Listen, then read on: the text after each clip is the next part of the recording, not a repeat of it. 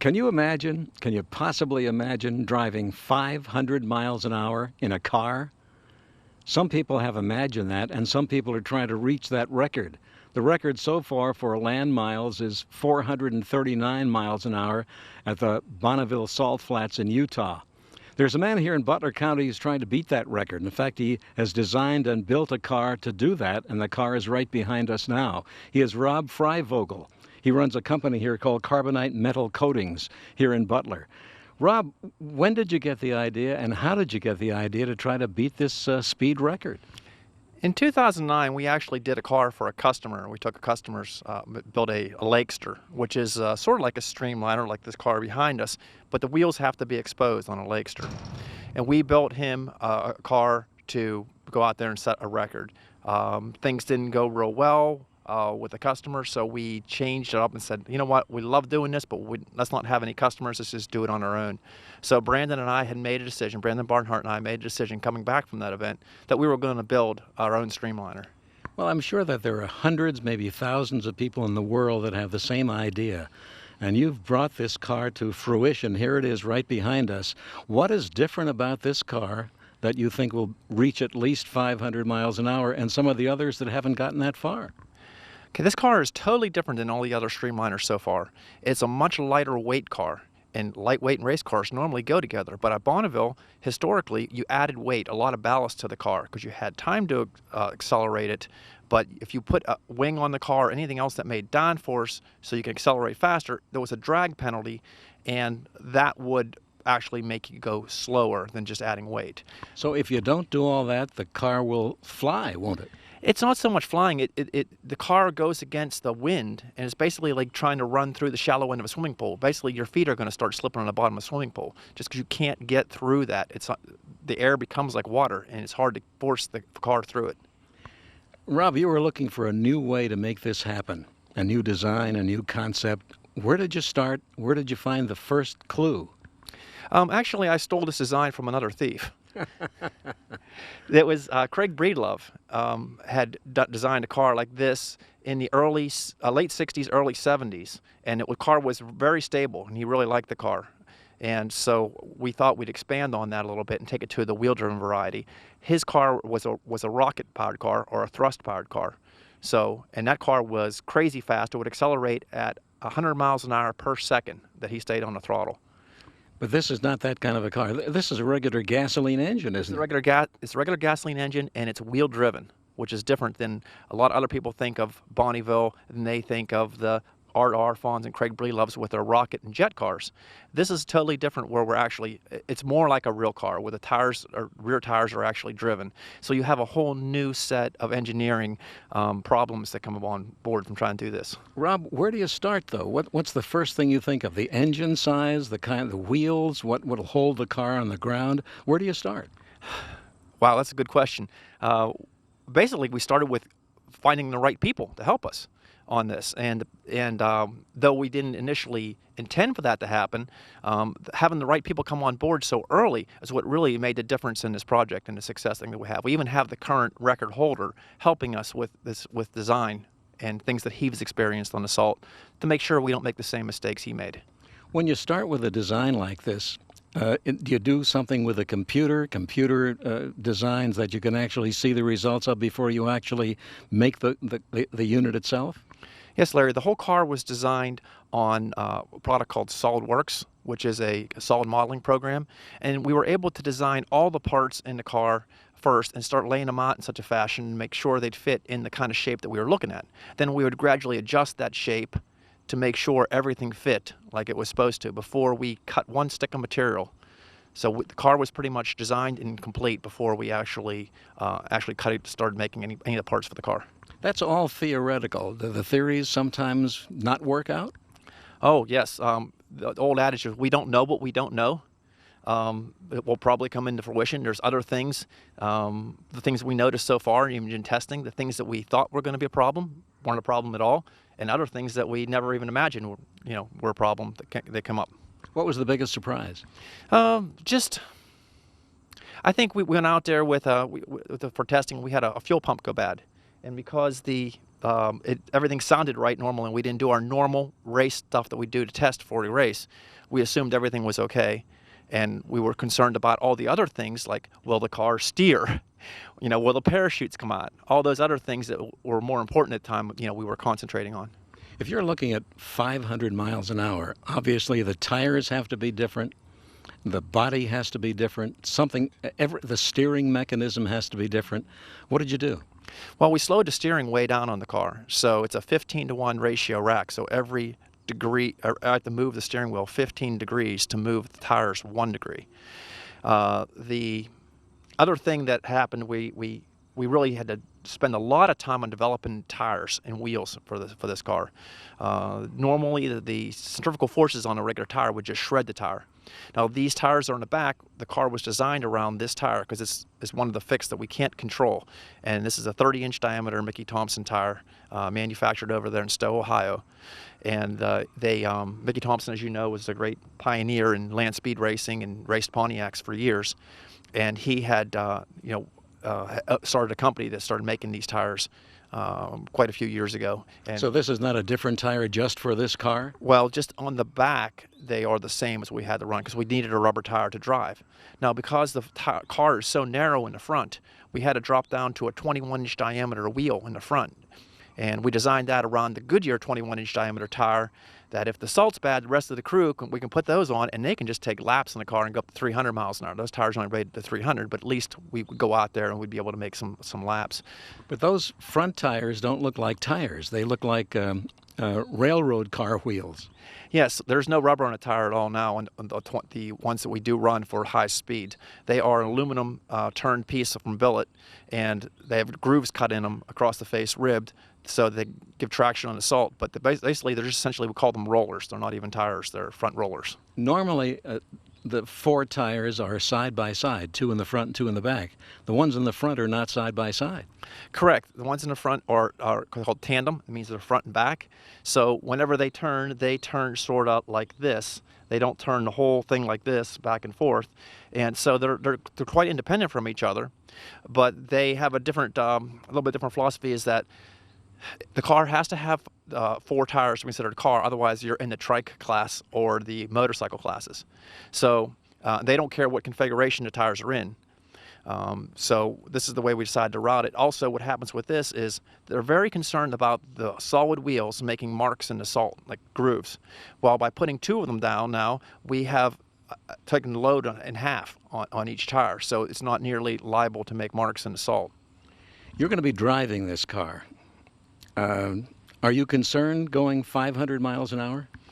No, I'm really not. As long as the car feels stable, it doesn't feel like anything special. Actually, the faster we went on testing so far, up to 273, the car just seemed to get smoother and smoother. Let's talk about the course itself. This is Bonneville Salt Flats. What's the setup there? Do you have to make any turns like at Indy? Or how long does it take you to get up to speed?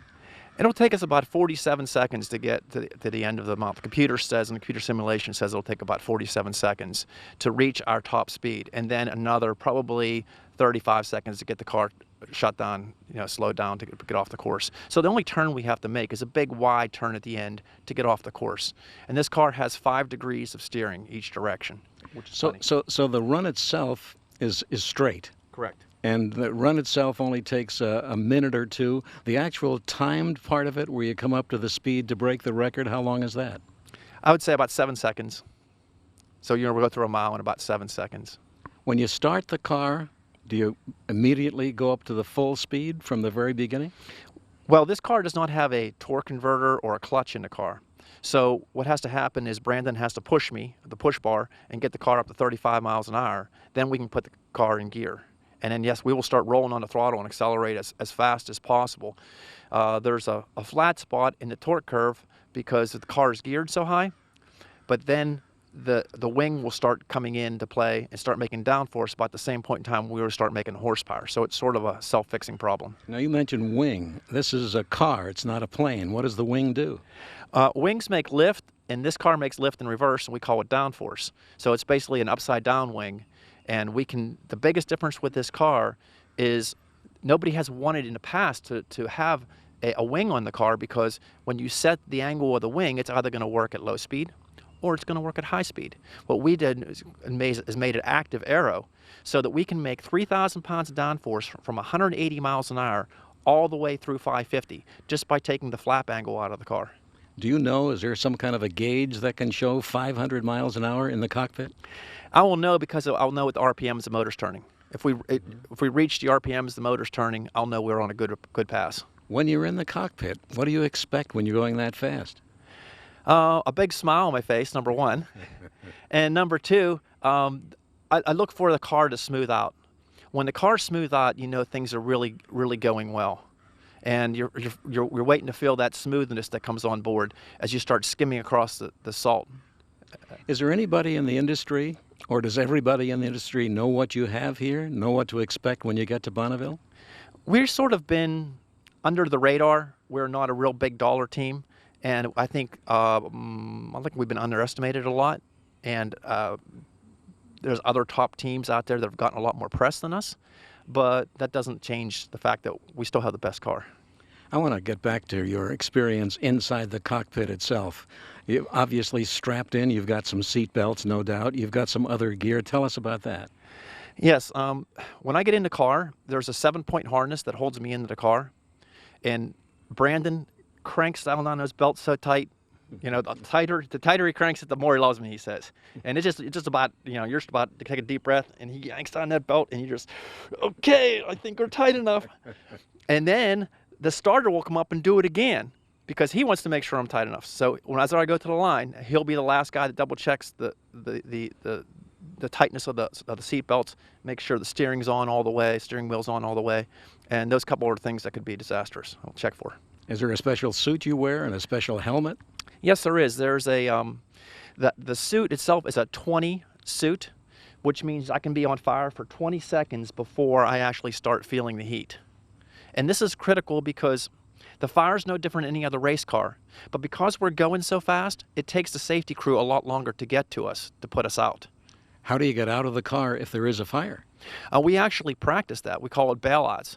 And there's a sequence that you have to hit the fire extinguishers and shut off the electric, shut off, make sure the fuel pumps are off. And then you're just slowing down. You can start taking your belts off. And the car gets all the way done. I should have the belts off over my shoulders and be ready to pop out of that car as soon as I can get the car stopped. Rob, this is not your first experience with racing, I understand. No, we've been drag racing and playing with cars our whole life, but back in 2012, I set the record in a 1992 Corvette for blown gas touring, and it was really neat. They actually gave me the red hat, which you have to, to get a red hat at Bonneville, you actually have to set a record in over 200 miles an hour, and you get in a 200 mile per hour club. How fast did you go? I went 252. First pass, 251 to second pass for an average of, for 250 to second pass, average of 251. And that's how they do it. You have to make two passes, and they take an average of those two. If that number is higher than the old record, then you are the new record holder. Is that still the record? Yes, that's still the record. And you're going to try to do it again over here. A lot of people in this area don't realize this is all happening in Butler Township, Butler County. What brings you and what brought you and your company up here? I know you're from the North Hills. Yes, basically I come up to Butler because for a little bit more elbow room, the farm people mentality, just love the people up here in Butler, and also a little better tax rate. So there was a lot more reasons to come up and live up here in Butler from North Hills. Rob, thanks a lot. You're welcome. Thank you. We'll find out some more. We'll talk about design. We'll talk about the way this whole special car works and how they're going to try to make it for 500 miles an hour plus sometime before too long at Bonneville Salt Flats. We'll be right back. Another member of the team is Brandon Barnhart. He's called the system engineer. Have you been involved with cars before? I have. I've really been a fan of everything fast since I've been a small child. Got a go-kart when I was 4, and parlayed that into getting a pilot's license when I was 26. It sounds like this is a scientific achievement. It takes an engineer, maybe an aeronautical engineer, maybe a structural engineer. You're not any of those, are you? I am not. Most of it is just hard work and studying, a lot of reading. The internet's a really good place to get knowledge on a lot of the formulas and stuff that we needed, as well as we've been fortunate to deal with many people on the team who bring that expertise with them, and not just to do the math for us, but to also teach us how to do the math. How did you assemble the team? How did you know who to choose and who was available? It's really just kind of happenstance how it all came together. Rob and I met in many years ago at church. We were acquaintances. We took a trip together one time to Washington, D.C., and he was telling me about a car he was working on, the Lakester, that I think he alluded to in his interview. I didn't know what it was. I asked him if I could come over to the shop and see what it was, and I was just enamored of it. It was everything every hot rod junkie dreams of. Asked him if I could work on the team for free, and lo and behold, here we are 6 years later with this car sitting behind us. I guess from what I understand, everybody on the team is a volunteer. That's correct. We have welders from the nuclear facility that do our welding. We've got people who build manufacturing processes for camera mounts and things of that nature that they just come over and help. When you first heard about this project, did you think it was possible? Oh, absolutely. It was the concept of this car came about from that Lakester. When Rob and I were returning from the Salt, we really found out that somebody writing a check to drive a car fast is not the same heart and soul that goes into it as we had working regular jobs and then staying up till 2, 3, 4 in the morning building their car for them. We were more interested in seeing that car have a record than the driver was. So it was really returning from that trip to Bonneville that we decided that this is just kind of crazy to do for somebody else that's not as interested in it as we are. Well, it sounds like this is a variation of a theme. But first of all, to get started with this, you had to know what the theme is. So did you study race cars for quite a while? Actually, I didn't. When Rob and I came back and decided to do this project, he looked at it more from what others had done in this field, the manufacturing process, how to build a car. I looked at it more from just an ethereal point of view, which was what goes fast. I looked at everything from human-powered bicycles to torpedoes to tuna fish to airplanes to really gather the inspiration and designs for what we incorporated. How did you decide what power a gasoline engine to put here? That's what we had available. This is the same engine we ran in a drag car for a number of years, and it just seemed to make sense. We had it. It was a major expense, and it was the right size to do what we needed to do. Did the size of the car, the dimensions of this car, was that dictated by the size of the engine? In a roundabout way, it is. You've got to package everything into this vehicle that you would have in your regular everyday car. Engine, transmission, oil, radiator, all the normal things have to go in. So you really sit down with that as your building block and you arrange those in such a way that you can get an aerodynamic shape around all of those parts. When we were looking under the hood a few days ago, we saw a lot of electronics. What's all that for? A little bit of everything. Some of it's to control the engine itself. Some of it is to measure input from various sources on the car, just to make sure that we can stay inside the envelope of safety that we've engineered the car around.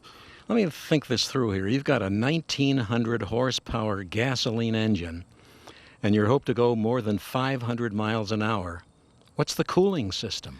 So in the middle of the car is the radiator, just like you would have in your regular car, except we've built it inside of another tank. And in that tank, we hold 80 gallons of ice that you pack around the radiator itself. So there's nothing sticking out in the air to cause drag and slow the car down. We just packaged it in such a way that the ice transfers the cooling to the engine instead of air. So here's a high-tech machine.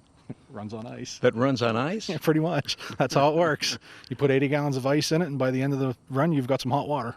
You use that to wash the chutes and clean the crew up. So that gets so hot it melts all the ice? Yes, it does. Yeah, that water probably ends up at close to 100 degrees by the end of a run. What else do you think is unique about what's going on under the hood? Oh, there's just so many things to list. Really, the shape of the car is very unique. The design and the width of the car is unique. One of the things we wanted to do with the width was to provide stability in the event that the car got sideways. It would keep the car from getting into what they call a pencil roll, which is a very, very violent wreck. We also discovered that when we had that wide axle set on the car, we were able to make a very large area for a wing to aerodynamically influence the downforce on the car. Brandon, thanks a lot. Good to talk to you. Good luck. Thank you very much. Armstrong Local Programming features our community like no one else. Meet your friends and neighbors at special events. Find the perfect pet. Celebrate our region's rich history or enjoy our natural wonders. Armstrong Local Programming is available online, on demand, and on your local Armstrong channel. Find the complete program schedule at ArmstrongOneWire.com. Local programming exclusively from Armstrong. One Wire, infinite possibilities. Another member of the team here is John Bush. He's the crew chief. John, how long have you been involved with this project? Well, with this project, I probably started about a year into it. I've worked for Rob since I was about 14 years old for carbonite metal coatings, and he said he wanted to put the car together. I kind of helped start with the rear end, and we drew some brackets as to how we were going to mount that. Then when it came time to build the car and assemble the car, I was there for every step of the way. Were you always a car guy? Yes, sir. Now, what do you think of this one? This is a good car. It should go real fast. I mean, Are you sure that it's going to go 500 miles an hour or more? yes, sir. I feel very confident about that. They've tried it several times. They've gone a couple of 100 miles an hour, I guess. Was there much maintenance necessary after the first 2 or 3 runs? Not a whole lot of maintenance. I mean, we wrapped up some wires a little neater. We played around with the fuel pumps a little bit just to get them working properly. The parachute, stuff like that. We wrapped them all up real neat. But all in all, it wasn't as much as a lot of cars out there have to do. Are you itching to drive this car? I think it'd be fun to go for a 200-300 mile an hour pass, but really I just want to see this car go do what it can do. What has to happen between now and the time the car gets out there to Bonneville Salt Flat next year? Well, really, truly, as it sits right here, we're pretty much ready to go.